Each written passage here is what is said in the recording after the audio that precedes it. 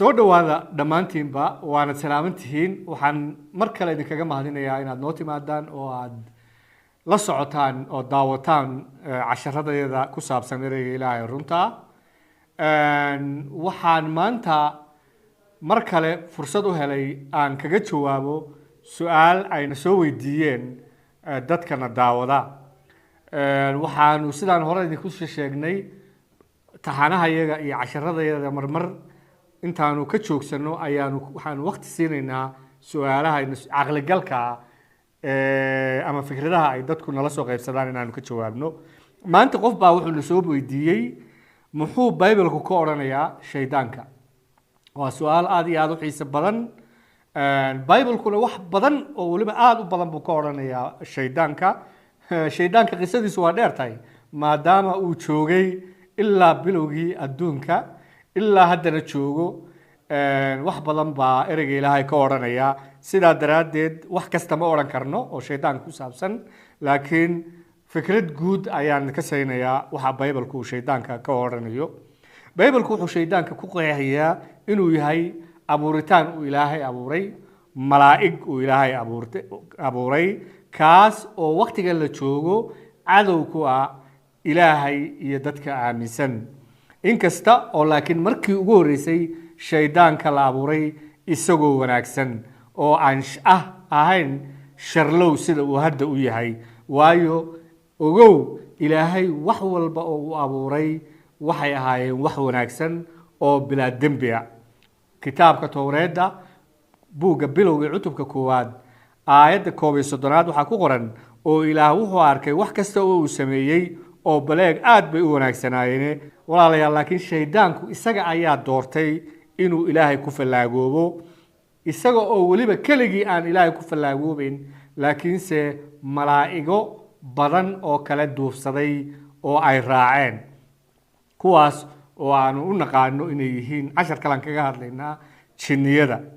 magacyada uu Bible-ku u yaqaano shaydaanka waxaa kamid ah ka ifaya xidigta waa bari sida Ingiriiska la yiraahdo Lucifer waxa kale oo loo yaqaanaa Iblis waxa kale oo loo yaqaanaa shaydaan sida ay aayadani iyadoo hadal sawireed isticmaalaysa ugaga hadlaysa shaydaanka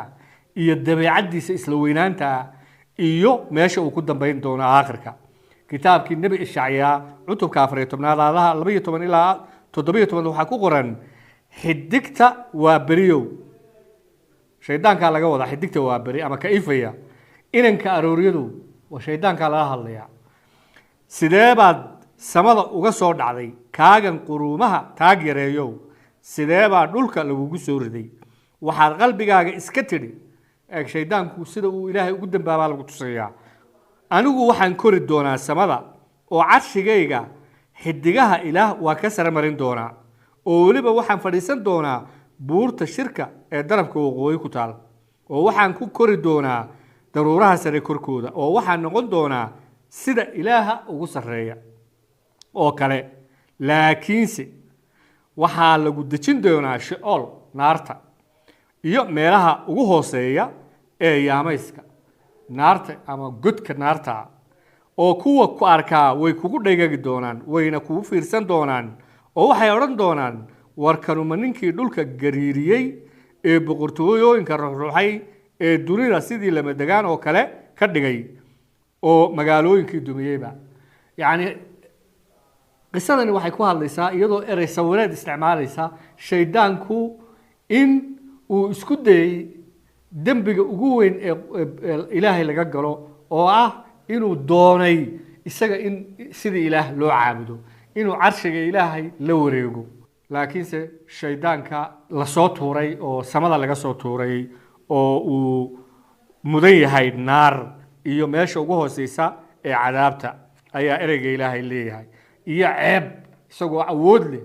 oo ayaa ceebtaasi ku dhacday marka walaalayaal shaydaanka ayuu sawir ka siinayaa aayadahani ka siinayaan shaydaanku waxaynu ognahay sidaynu naqaano inuu xaawo siray inay beer ceedan dhexdeedii ku dambaabto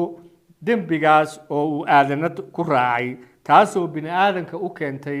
habaar dembiga aadan iyo xaawo waxay bini aadanka u keeneen waa markii ugu horeysay ilaahay iyaga ay dembi dhex dhigeen xiriirkii ay iyagu ilaahay lahaayeen ayay kala gooyeen jannadii baa laga soo saaray waxaa kaloo dembigii keenay dhimasho dhimasho ruuxiyana oo ah dembi iyo dhimasho jidh ahaaneed bini aadamku ay dhintaan ayuu dembigii keenay dembigu wuxuu keenay inaynu jannadii fiicnayd ee ilaahay wax kasta laynoogu diyaariyey ilaahay naga soo saaro oo maanta aynu dhiridkeenna iyo dhibaato iyo qaxar aynu adduunkan ku noolahay oo wax kaga soo saaranayno eeg kitaabka tooreedda buugga bilowgii cutubka 3 aayadaha 16 ilaa 19 ilaahay baa dhibaatooyinka dembiga marka laga yimaado dhibaatooyinka kale ee bini aadamka dembiga daraadeed shaydaanku inoo keenay soo foor saaray ayuu sheegaya ilaahay naagtii waxa ku dhacaya ayuu sheegaya oo naagtiina wuxuu ku yiri ilaahay waxaawe dhibtaada iyo walaacaaga aad baan u badin doonaa oo dhib baad caruur ku dhali doontaa oo waxay doonistaadu ahaan doontaa ninkaaga uuna kuu talin doonaa aadanna wuxuu ku yiri codkii naagtaadaan maqashay oo waxaad ka cuntay geedkii aan kugu amray anigoo leh waa inaadan waxba ka cunin sidaa daraadeed dhulku waa habaaran yahay adiga aawada maalmaha cimrigaaga oo dhanna dhibaataad wax kaga cuni doontaa qodxan iyo yamaarugna waa kaaga soo bixi doonaan waxaanad cuni doontaa geedaha yaryar ee duurka wejigaaga dhididsan baad wax ka cuni doontaa ilaa aad dhulka ku noqotid aad dhimatid maxaa yeelay dhulka laga qaaday waayo ciid baa tahay ciid baad ku noqon doontaa dhibaatadaas weyn ayaa shaydaanku inoo keenay shaydaanku wuxuu inoo keenay dembi oo run ahaantii dhibaatadan ba ka sii weyn waxaa ereyga ilaahay ku qoran haddaba sida dembigu nin kaliya dunida ugu soo galay dhimashaduna dembiga ugu timid sidaasaa dhimashadiina u gaadhay dadka oo dhan waayo waa la wada dembaabay dembigii iyo dhimashadu way isla socdeen waxaasoo dhan shaydaanka ayaa inoo keenay oo bini aadanka geliyey baybalku wuxuu shaydaanka ku metelaa mas wuxuu ku metelaa oo tusaale uga dhigaa masduulaa wuxuu ku metelaa abeeso kitaabka towreedda bilowgii cutubka 3 aayadda 1 markii shaydaanku uu xaawo khiyaanaynayay waxaa ereyga ilaahay ku qoran haddaba abeesadu way ugu khiyaano badnayd bahal kasta oo duurka jooga oo rabbiga ilaahu sameeyey oo waxay naagtii ku tiri ilaah miyuu idinku yiri waa inaynan waxba ka cunin geed kasta oo beerta ku yaal eeg shaydaankii abeesu soo galay xaawo ayuu khiyaanayay isagoo leh shaki ku abuuray qalbigeedii shaydaanku waa dhagarqabe walaal sida baybalku sheegayo waa aabbaha beenta oo dhan wuxuu awoodaa inuu samaysto diimo beena oo dad badan malyuumaad iyo bilyamaad ay rumaysan yihiin oo uu iyaga ku marahabaabiyo oo ku gumaysto ereyga ilaahay waxa ku qoran ciise masiix oo la hadlaya kuwii injiilka diiday ee uu shaydaanku qalbigooda adkeeyey ayaa wuxuu ku sheegayaa iyagu inay shaydaanka raaceen mar haddii ay diideen ereygiisii injiilka waxaa ku qoran injiilka ciise masiix oo dadka la hadlaya dhageysanayay idinku waxaad tihiin kuwo aabahood ibliiska yahay oo waxaad doonaysaan inaad samaysaan damacyada aabiin oo ibliiska tan iyo bilowgii wuxuu ahaa mid dhig qaba runtana kuma uu joogsan waayo runtu kuma jirto isaga markuu been ku hadlo tiisuu ku hadlaa waayo waa beenaale waana beenta aabahood marka walaalayaal dad badan oo isu malaynaya diin inay haystaan maanta shaydaanka ay raacsan yihiin ereyga ilaahay waxa kale oo ku qoran laakiin ruuxu bayaan buu u sheegayaa in waqtiga ugu dambaysa qaar ka fogaan doono iimaanka iyagoo dhageysanaya ruuxaha ama ruuxyada khiyaaneeya iyo cilmiyada jinniyada marka walaalayaal waxaan arkaynaa maanta in dadka ka sii dheeraanayaan ereyga ilaahay oo ay dhageysanayaan ruuxyada iyo shaydaanka iyo jinniyada uu isticmaalo walaalayaal ereyga ilaahay xaqiiqooyinkan aan soo koobayo ayuu shaydaanka inooga sheegayaa waata koowaade shaydaanku waa jiritaan ama abuuritaan leh shakhsiyad maskax dareen iyo dooni waata labaade shaydaanku waa abuuritaan ilaahayna lama sinna waata saddexaade shaydaanku madax kama aha naarta waxaa loo abuuray in lagu ciqaabo shaydaanka iyo jinniyadiisa sidaas oo kale shaydaanku kuma noola naarta oo kuma jiro halkaa laakiinse Bible-ku wuxuu sheegay inuu shaydaanku weli meermeerayo adduunka oo uu doonayo dad uu duufsado waa tashanaade shaydaanku wuxuu samayn karaa oo kaliya waxa uu Ilaahay u ogolaado awood buuxda oo wax kasta uu ku samayn karo male waa talixaade shaydaanku sida Ilaahay meel kasta ma wada joogo oo Ilaahay meel kastu joogaa waa caalamul ghaib waxa weeye adduunka oo dhan ayuu hal mar wada joogaa wax kastu hal mar og yahay ruuxiisa adiga adduunka buuxiyay shaydaanku saa ma aha walaalayaal laakiinse shaydaanku wuxuu ku adeegtaa oo shaqadiisa u qabtaa jinniyo badan kuwaasoo ah xoogag shareed samaawiga ama malaa'igo isaga la dambaabay oo isaga u shaqeeya kuwaas ayuu wuxuu u isticmaalaa inuu dadka ku dibindaabiyeeyo oo ku siro si ay u dambaabaan walaalayaal shaydaanku si firfircoon ayuu ugu hawlan yahay inuu dadka qalbiyadooda daboolo oo khalkhal geliyo si aanay ereyga Ilaahay u aqbalin oo u adeecin wuxuu kaloo indha tiraa oo uu haystaa oo dabin ku haystaa kuwa aanay rumaysiga lahayn si aanay injiilka u fahmin walaalayaal Bible-ku wuxuu qeexayaa sida ay waajibka u tahay inay masiixiyiintu ku baraarugsanaadaan dabinada shaydaanka ereyga Ilaahay waxa ku qoran feejignaada oo soo jeeda waayo cadowgiina ibliiska sida libaax iyaya ayuu u wareegaa oo u doondoonaa cid uu liqo masiixiyiinta waxa lagu guubaabiyo ereyga Ilaahay baraya inay shaydaanka ka hoos galaan Ilaahay difaaciisa waxa injiilka ku qoran aayadahan masiixiyiinta baraya ama ku guubaabinaya inay awoodda shaydaanka ka hoos galaan ereyga Ilaahay iyo quwadda Ilaahay iyo rumaysiga Ilaahay waxa kale oo masiixiyiinta loo sheegaya aayadahan u sheegayaan inaanay waxa ay la dagaalamayaan ahayn bini aadan iyo wax la arki karo iyo dawlado laakiin ay la dagaalamayaan xoogag shar leh oo samaawi ah kuwaas oo sida kaliya oo ay uga guuleysan karaan ay tahay inay awoodda Ilaahay ka hoos galaan waxa ku qoran ereyga Ilaahay ku xoogaysta Rabbiga iyo xoogga itaalkiisa oo hubka Ilaah oo dhan qaata si aad u awoodaan inaad sirta ibliiska hor istaagtaan waayo inagu lama dagaalano bini aadan laakiinse waxaynu la legdanaa kuwa madaxda ah iyo kuwa amar kale iyo taliyayaasha dunida gudcurka iyo ruuxyada sharka ah iyo oo samooyinka ku jira shaydaanka laftiisa ayaa boqortooyooyin leh oo maamul leh oo leh jinniyo u adeega marka Bible-ku wuxuu sheegayaa waxaynu la dagaalamayna waa xoogag samaawi ah oo shaydaanku madax ka yahay haddaba hubkee ayaynu qaadanaynaa hubka aynu qaadanayno ma hub bini aadan laakiin ereyga Ilaahay wuxuu nagu leeyahay haddaba sidaa daraaddeed hubka Ilaah qaata si aad u awoodaan inaad maalinta sharka iyaga hor istaagtaan waxyaalaha sharka iyo boqortooyinka sharka ee shaydaanka aad u hor istaagtaan oo markaad saas oo dhan yeeshaan aad awoodaan inaad istaagtaan inuusan idin duufsan haddaba istaaga idinkoo runta dhexda ku xidhan oo laabtana runta Ilaahay dhexda ku xidhan oo laabtana laab dhowrka xaqnimada ku xidhan oo cagahana gashan isu diyaarinta injiilka nabadda oo waliba waxa kale oo aad qaadataan gaashaanka rumaysadka kaas oo aad ku awoodaan inaad ku wada dumisaan kan shar kale fallaadhiisa ololaya beentu idin sheegayo oo dhan oo waxaad qaadataan koofiyadda badbaadada iyo seefta ruuxa oo ah ereyga Ilaah markasta Ilaah wax kaga barya ruuxa baryo iyo duco kastaba oo taas ku dhowra adkaysasho oo dhan iyo u ducaynta quduusiinta oo dhan marka aayadahan waxay leeyihiin Ilaahay shaydaanka ka hoos gala ereygiisa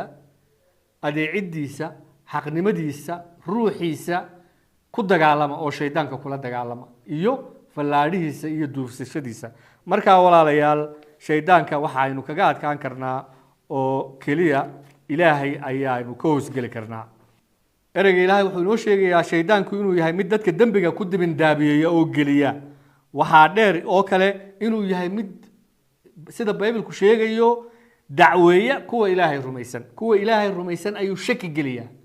kuwa ilaahay rumaysan ayuu wuxuu ku soo ogaa dembiyo aanay gelin kuwa ilaahay rumaysan ayuu cuqdad nafsi ay iyaga iyo ilaahay dhexdooda soo gasha iyo shaki ayuu abuuraa been buu ka sheegaa kuwa ilaahay rumaysan isagu wuxuu jecel yahay inuu liisgareeyo oo uu ku dareensiiyo dembiyada aad gashay oo uu xataa buunbuuniyo si uu kaaga dhigo midaan rajo lahayn oo iska dhaadhiciyey inaan ilaahay agtiisa waxba kaaga ool marka ereyga ilaahay wuxuu shaydaanka ugu yeedhayaa ka dacweeya kuwa ilaahay rumaysan isagu waa dibindaabiyeeye dembigeliye jirrabe khiyaanalow xaawo ayuu khiyaameeyey oo wuxuu ku yidhi ma ilaahay baa saa idinku yidhi maya haddaad geedkan cuntaan caqli baad yeelanaysaan ilaahay wuxuu idiin sheegay waa been magaca shaydaanka laftiisa ayaa haddii toos loo macneeyo wuxuu noqonayaa cadow fallaag iyo ceebeeye laakiinse waxaa ereyga ilaahay ku qoran in shaydaanku markuu dacweeyaheenna yahay markuu yahay khiyaanalowgeenna markuu ilaahay agtiisa inagu eedaynayo uu ciise masiix yahay qareenkeenna ka dhimashadiisii alla bari ahaanta uu inoogu dhintay iyo sarakiicidiisii kaga adkaaday shaydaanka iyo khiyaanooyinkiisa iyo dacwooyinkiisa oo bixiyey dembiyadeenna daraaddii qiimihii ugu sarreeyey si aynu u badbaadno masiixiyiintu walaalayaal waxay ku kalsoonaan karaan badbaadadooda waayo ciise masiix ayaa shaqadii ugu badnayd qabtay markii uu alla bari ahaan inoogu dhintay ee uu ka soo sara kacay dhimashadii taas oo tusaysa dhimashadii shaydaanku sababay inuu isagu soo buday inuu isagu tusay in guusha ay leedahay nolosha guusha ay leedahay uu leeyahay ilaahay guusha ay leedahay badbaadadu ereyga ilaahay waxaa ku qoran injiilka laakiinse masiixu waa inoo dhintay intaynu weli dembiilayaal ahayn oo sidaasuu ilaahay jacaylkiisii inoogu muujiyey haddaba haddaynu haatan dhiiggiisa xaq ku noqonnay dee haddana si ka badanna isagaynu kaga badbaadi doonaa carada ilaahay waayo haddii aynu ilaahay col la ahayn markaynu shaydaanka raacsanayn ilaah wuxuu inagula heshiiyey dhimashadii ciise masiix dee haddana inagoo heshiis laa ayaynu badbaadi doonaa noloshiisa dhimashadii ciise masiix haddaynu heshiis ilaahay kula yeelanay oo alla bari inoo noqday haddana noloshiisa iyo sarakiciddiisa ayaynu waxaynu ku helaynaa badbaado iyo ilaahay oo aynu dib ugu tagno oo aynu noqonno ruuxiyan caruurtiisii baybalku wuxuu shaydaanka ugu yeedhaa oo kale ilaah waqtigan waxaa ereyga ilaahay sheegayaa inuu shaydaanku madax ka yahay oo uu maamulayo sistamyada iyo waxyaalaha bini aadamku samaysto iyagoo aan ilaahay ku xidhnayn sidaa daraaddeed ayuu ereyga ilaahay ugu yeedhaa shaydaanka ilaaha waqtigan yacni ka xukumaya adduunkan dembiga leh waayo sidaynu adduunka aragno intiisa badan waxay ka tageen ilaahay oo waxay raaceen shaydaanka walaalayaal sidaan hore usoo sheegay shaydaanka awooddiisu waa mid kooban waa midaan abadiyan ahayn waxaa jira waqti uu baybalku ka hadlo oo yoomilqiyaamuhu soo dhow yahay oo ingiriiska la yidhaahdo tribulation ama waqtigii dhibaatada weyn shaydaanku dad badan ayuu waqtigaa duubsan doonaa oo wuxuu isu dallicin doonaa inuu noqdo waxa la yidhaahdo antichrist ama ka masiixa lidiga ku ah waxaa baybalka ku qoran inuu 7 sano adduunka ka talin doono oo uu dad badan duubsan doono laakiinse ay jiri doonaan markasta dad kooban oo ilaahay rumaysan maadaama ay weligeed ahayd doonista iyo qorshaha shaydaanku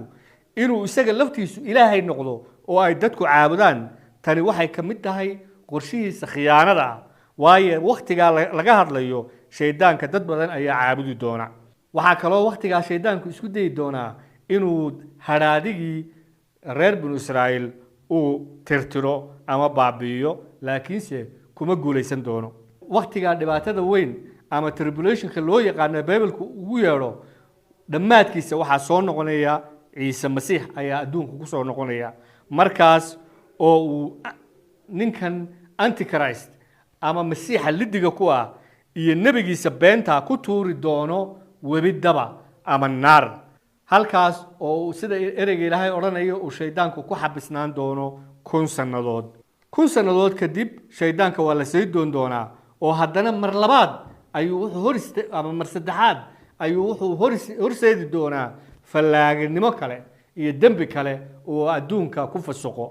ugu dambayntana walaalayaal shaydaanka waxaa lagu tuuri doonaa harada dabka ee ololeysa sida uu Bible-ka ugu yeedho naarta halkaas oo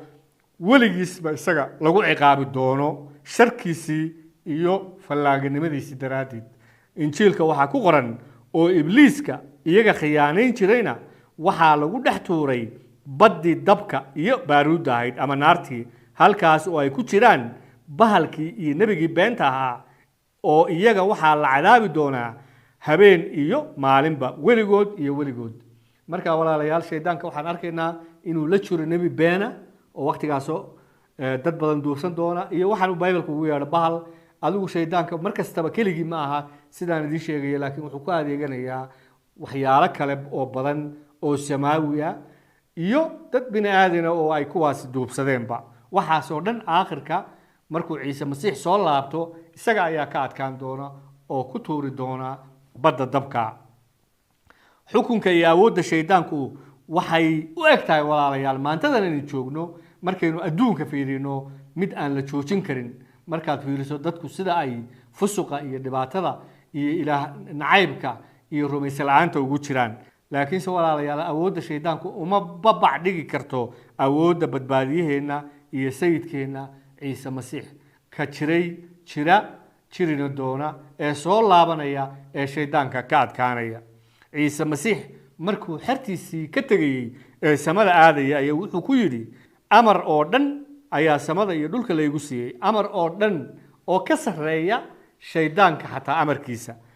haddaba taga oo quruumaha oo dhan xer ka dhiga oo ku baabtiisa magaca aabbaha magaca wiilka iyo ruuxa quduuska oo bara inay dhowraan wax walba waan idinku amray injiilka inay dhowraan oo bal eega had iyo goor waan idinla jiraa xataa ilaa waqtigu dhammaado marka walaalayaal kuweena masiixiyiinta ay maanta jooga waxaynu haysanaa kalsoonida ah in aynu leenahay awoodda ciise masiix ina siiyey oo uu inala jiro oo sidii uu shaydaanka uga adkaaday aynu inagana uga adkaan karno haddii aynu ereygiisa adeecno eeg xertiisii ciise masiix siduu uu u siiyey xataa markuu joogay amar ay kaga adkaadaan shaydaanka iyo jinniyadiisa waxaa injiilka ku qoran markaasuu wuxuu u yeedhay 72 xertiisa ahaa oo wuxuu siiyey amar ay jinniyo wasakh leh ku saaraan oo ay bugto walba iyo cudur walba ku bogsiiyaan jinniyada Bible-ku wuxuu yeelay marmar jinniyada wasakhda leh spiritually waa wasakh waayo ilaahay ayay ka geesihiin marka ciise masiix isaga keligii jinniyada iyo shaydaanka ma saari jirin laakiin xertiisii ayuu awooddaa siiyey taa oo aan anaguna weli leenahay eeg waqtigii ciise masiix joogay xertii oo ka warbixinaya wixii ay sameeyeen oo 70kii baa Bible-ka ku qoran farxad bay la soo noqdeen iyagoo leh sayidow ciise masiix bay la hadlayaan xataa jinniyadu magacaaga ayay nooga dambeeyaan waa farxad weyn walaalayaal waa isku kalsoonaan weyn inaynu haddii aynu rumaysi leenahay oo aynu ilaahay ka hoos gallo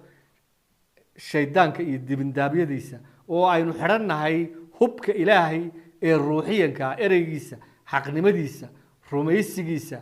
ruuxiisa inaynu shaydaanka sidaa uga adkaanayno marka walaalayaal ugu dambeynta ciise masiix markuu wuxuu siiyey xertiisa kalsooni iyo nabad ay rumaysi hadday leeyihiin ku joogaan adduunkan uu shaydaanku duubsaday oo haddii ay isaga aaminsan yihiin ay kaga adag yihiin wuxuu ciise masiix xertiisa ku yidhi waxyaalahaas waxaan idinkula hadlay inaad nabad haysataan dunida dhib ayaad kala kulantaan laakiinse kalsoonaada anaa ka adkaaday dunida wuxuu ka hadlayaa shaydaanka iyo dibindaabyadiisa iyo sharkiisa aniga haddaad rumaysan tihiin